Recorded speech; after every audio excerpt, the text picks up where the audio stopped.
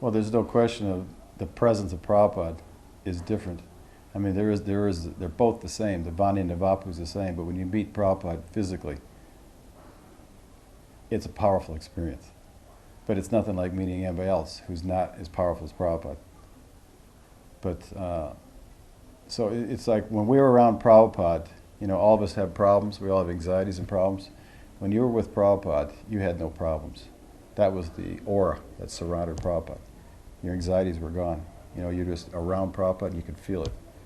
So that experience, I mean, you can't minimize the physical presence of Prabhupada. But Prabhupada has also explained that the real association with him is through his Vani, through his words, and not the physical association, because you can have all kinds of experiences. There's all kinds of charismatic people. Hitler had charisma. He had millions of people following him. Napoleon, all kinds of world leaders, they all have charisma.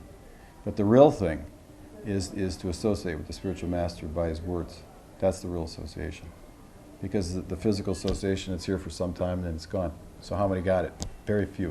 Most of the Prabhupada's disciples never even saw him. They never even met him. Yet they became disciples of Prabhupada through his books.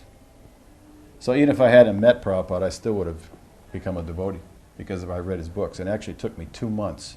I was going every day to the Seattle temple, and the temple president and I'd read Bhagavad Gita at home, and I'd bring a list of questions. And then during the class, any questions, I'd raise my hand, I'd ask all these questions. Then after class, we'd go out in the hall, and I'd go at it again with them. And sometimes we'd argue back and forth, myself and the temple president. And this went on for like 2 months. And after 2 months of this question and answer, and them stuffing me with prasadam at the same time, after 2 months of that, I couldn't find any reason not to surrender. I ran out of excuses to be in Maya, and I was convinced of the philosophy. So at that point, there's no alternative but to surrender to Krishna.